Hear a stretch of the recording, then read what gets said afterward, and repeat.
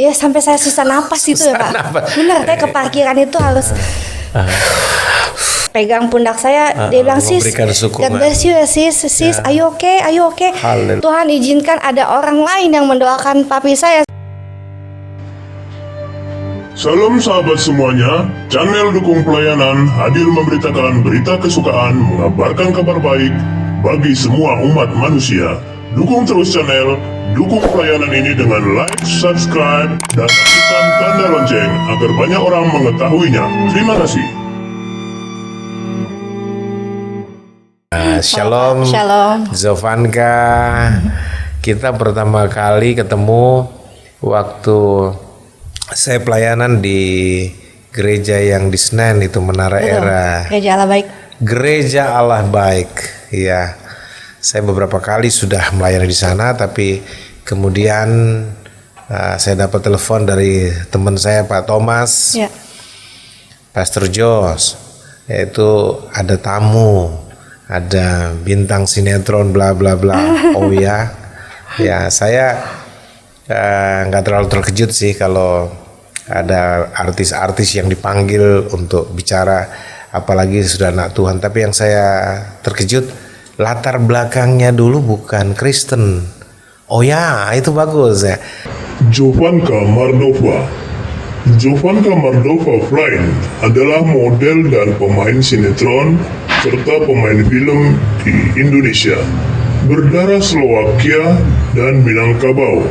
Ia mampu berbicara dalam bahasa Inggris, Ceko, Slovakia, Minangkabau, dan tentunya bahasa Indonesia. Buat kamu generasi 90-an, pasti sudah tidak asing lagi dengan sinema komedi Bajai Bajuri yang tayang sejak 2002 hingga 2007.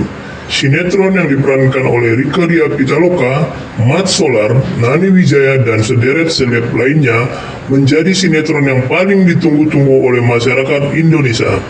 Kalau kamu adalah satu penggemar sinetron Bajai Bajuri, pasti nggak asing lagi dengan tokoh bernama Debbie, si teman Oneng. Yang tokoh bernama Debbie itu diperankan oleh Jovanka Mardova. Selepas membintangi Bajai Bajuri, seolah-olah Jovanka tenggelam dari dunia hiburan.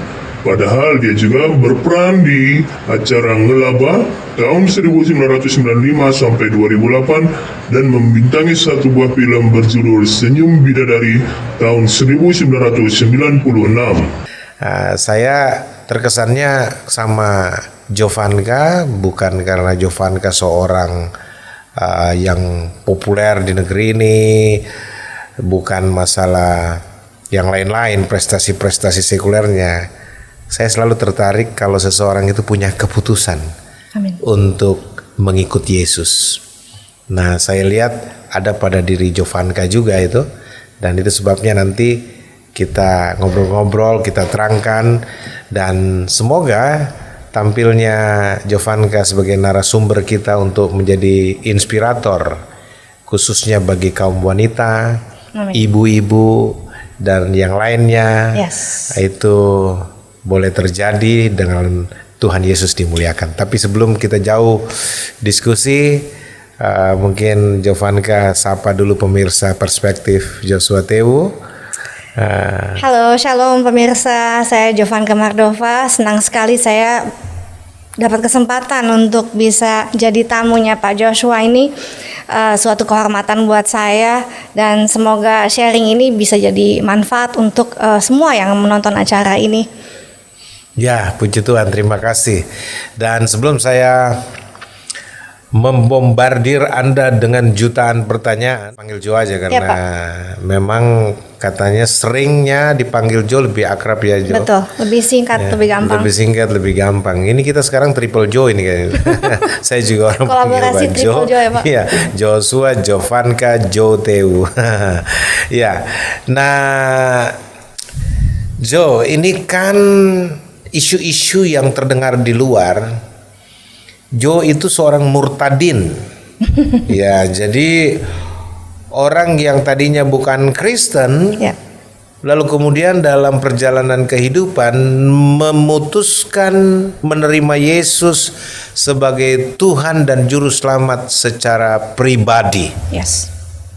ini ceritanya bagaimana? Padahal ini Jovanka ini kan artis, artis dalam pengertian yang general, ya punya dampak sebagai seorang seniman di bidang fotografi, di bidang film dan lain sebagainya. Saya lihat beberapa penyimpanan media sosial ini pernah jadi cover majalah dan memang model ya, dan juga pernah main sinetron yang cukup laris di Indonesia. Sinetronnya itu sangat luar biasa, digemari banyak orang. Betul.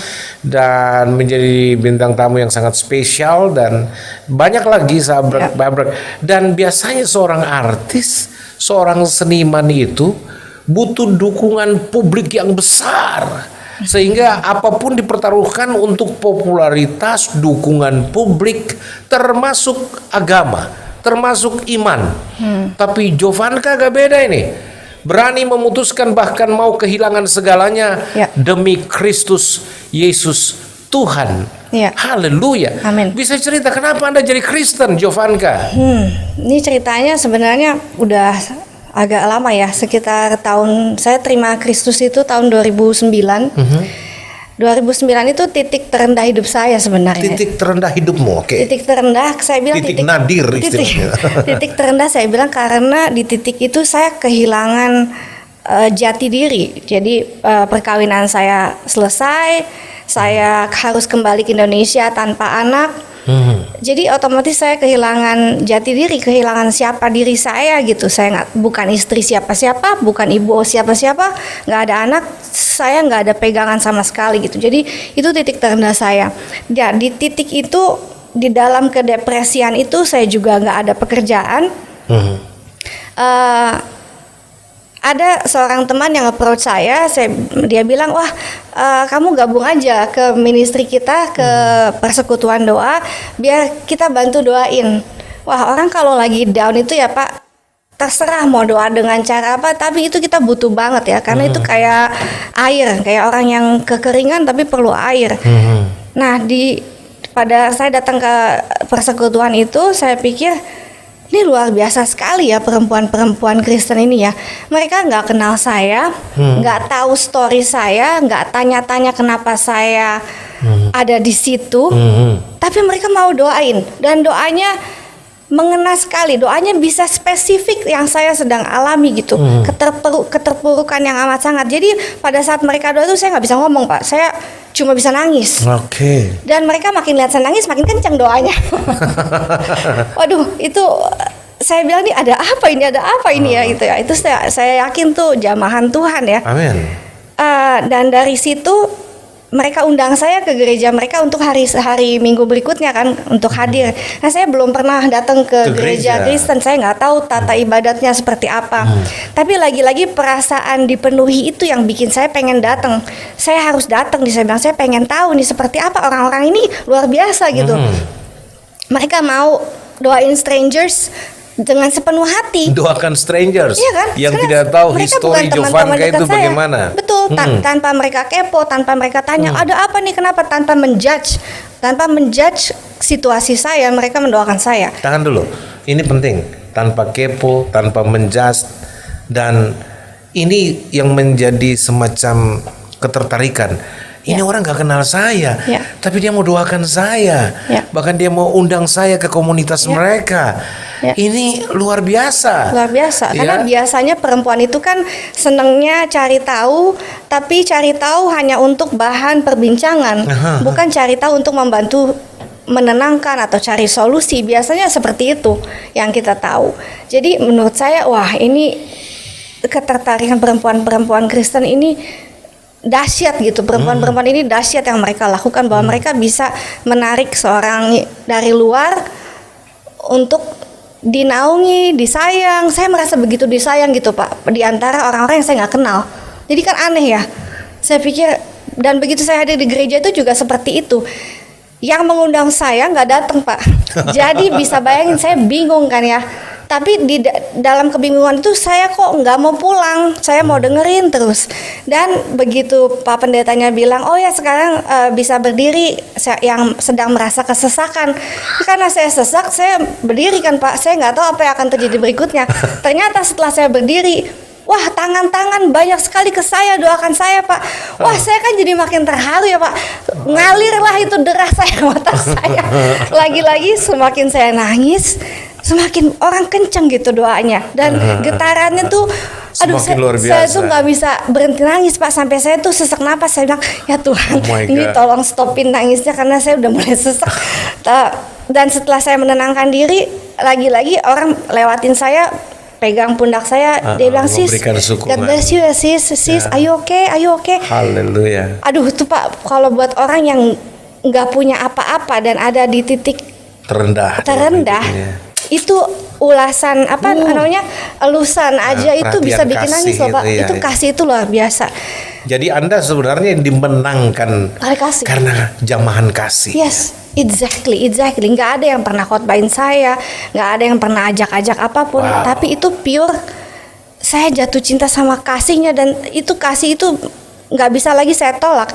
Justru pada hari itu juga, setelah ibadah itu, setelah saya tenang di parkiran, yang pertama kali saya lakukan tuh saya telepon papi saya. Karena papi saya masih hidup, saya cuma tinggal papi saya aja. Dan orang yang paling baik dalam hidup saya. Jadi saya pikir saya orang yang paling baik yang harus saya kasih informasi ini gitu, bahwa saya udah mantap memilih ini. Sebelumnya saya mungkin nggak ke sana nggak ke sini gitu Pak. Jadi saya merasa perlu untuk telepon dia. Papimu, saya dengar orang Bukit Tinggi. orang Yes, Minang. Orang Minang. Berarti seorang Muslim ya? Yes, Muslim yang sangat taat, sangat baik, sangat penuh kasih, Muslim yang sangat baik, sangat taat, penuh kasih. sangat toleran. Sangat toleran ya. Dia sampai membiarkan Anda memutuskan sendiri yang menjadi pilihanmu. Iya, bahkan hubungan saya sama bapak saya tuh luar biasa Pak. Setelah saya menerima Kristus pun, papi saya masih bisa anterin saya ke gereja.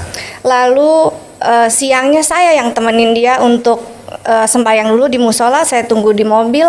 Dan ini sesuatu yang normal, yang biasa gitu kita lakukan. Wow, itu luar biasa. Iya. Karena jarang sekali Betul. juga terjadi di beberapa keluarga Kristen yang Ya. berbeda agama. Tetapi sebagai anugerah yang Jovanka terima, bahwa ada papi yang berdarah Minang, Ya.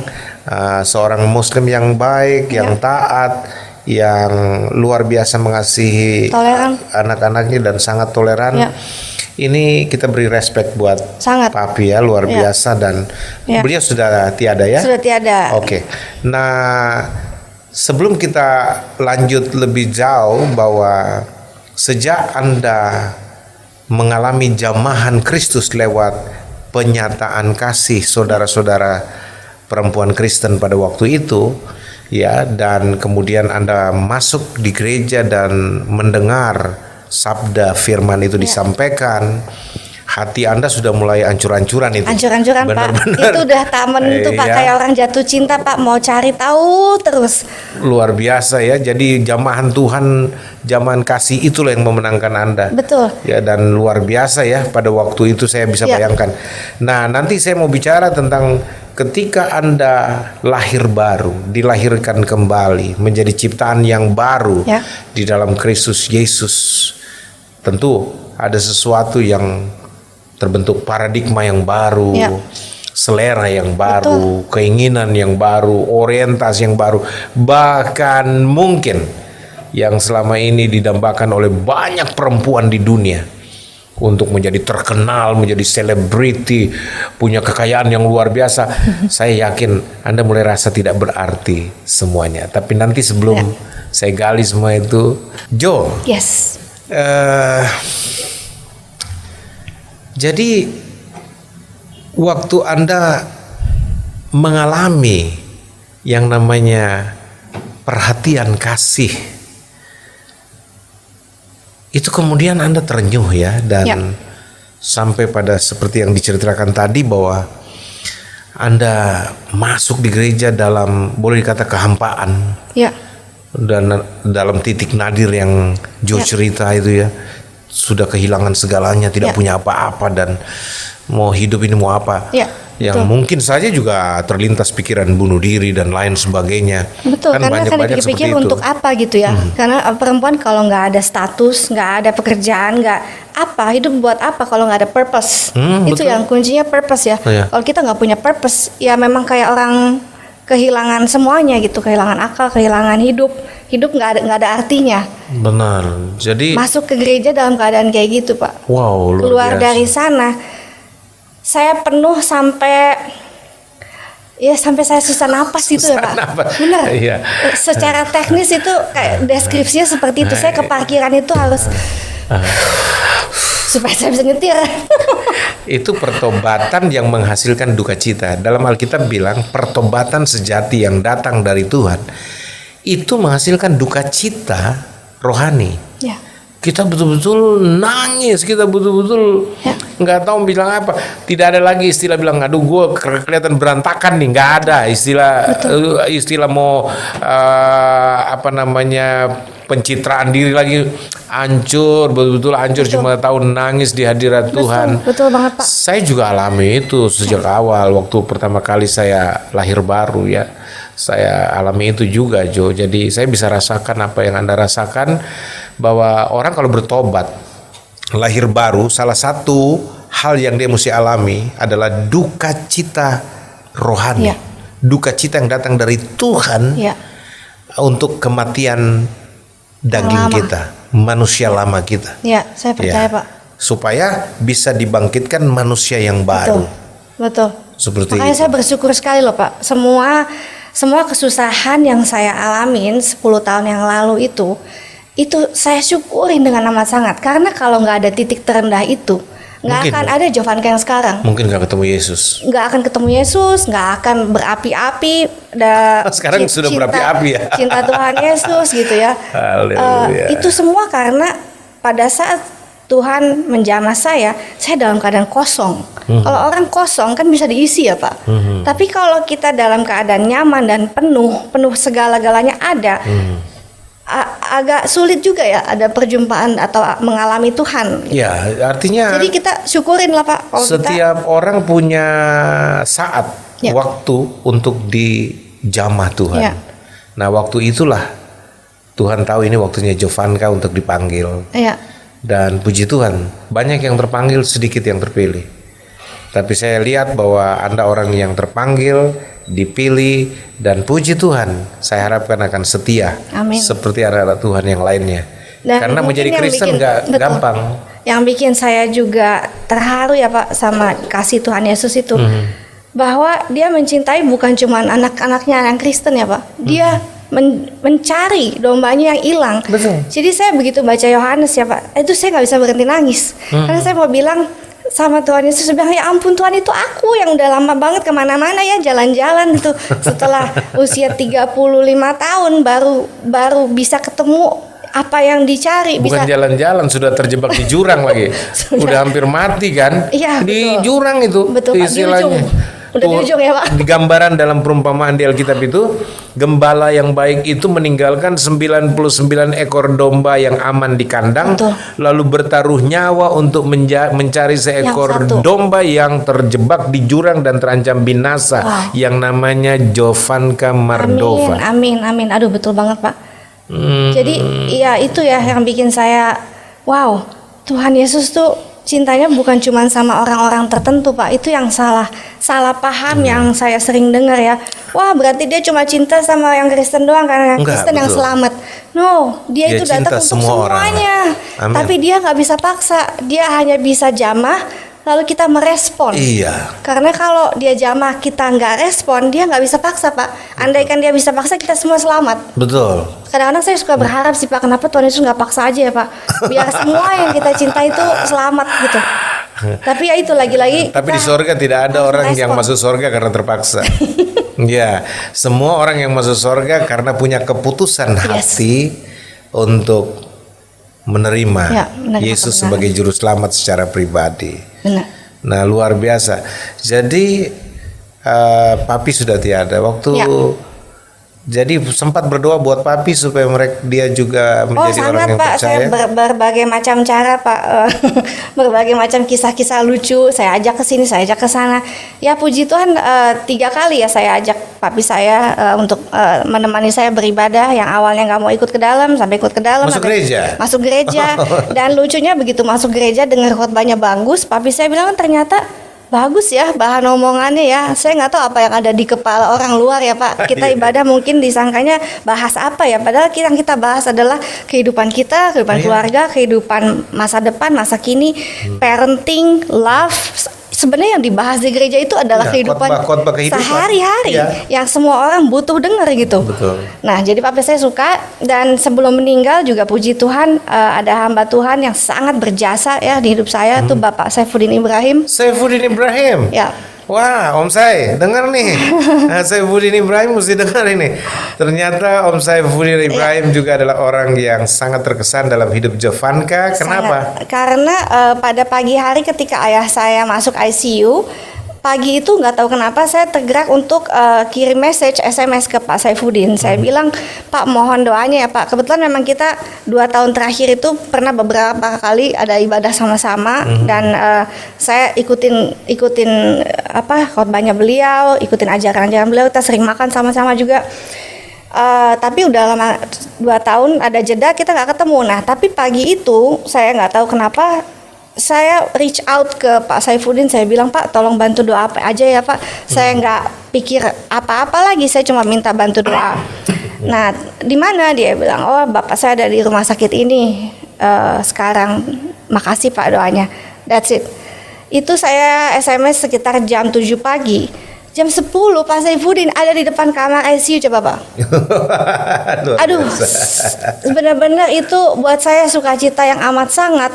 Karena saya pikir, wah Tuhan izinkan ada orang lain yang mendoakan papi saya selama papi saya sedang berjuang melawan maut ya. Saya minta banget sama Tuhan, Tuhan jangan ambil dulu gitu sebelum papi saya menerima kebenaran. Jadi di situ kita berdoa bareng, kita ngobrol bareng dengan keluarga-keluarga yang lain juga Pak. Sampai jam 2 siang Pak kita doa. Papi saya meninggal setelah itu jam 3-an. Oh, luar biasa. Jadi Aduh, sudah puji Tuhan, sempat Pak. dilayani dulu. Yes. Ya, Pak Saifuddin dengan- berkali-kali berbisik, ngobrol, pegangin, dan ya itu sama sekali nggak ada apa ya. Ya saya nggak sangka lah memang perkenanan Tuhan ya, itu semua luar biasa. Kalau bukan kasih karunia Tuhan. Beliau kan sibuk sekali ya Pak. Saya sempat tanya malah, Pak Bapak kan sibuk banget kok sempat-sempatnya datang. Begini jawab dia, Jovanka, saya hari itu memang ada jadwal untuk khotbah di satu persekutuan.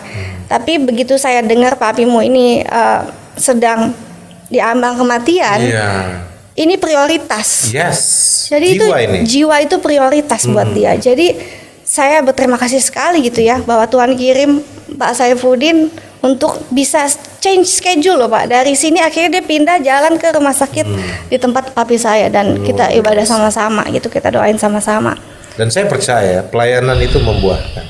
Amin. Ya, kadangkala di ujung detik-detik kematian seseorang, kasih Tuhan dinyatakan.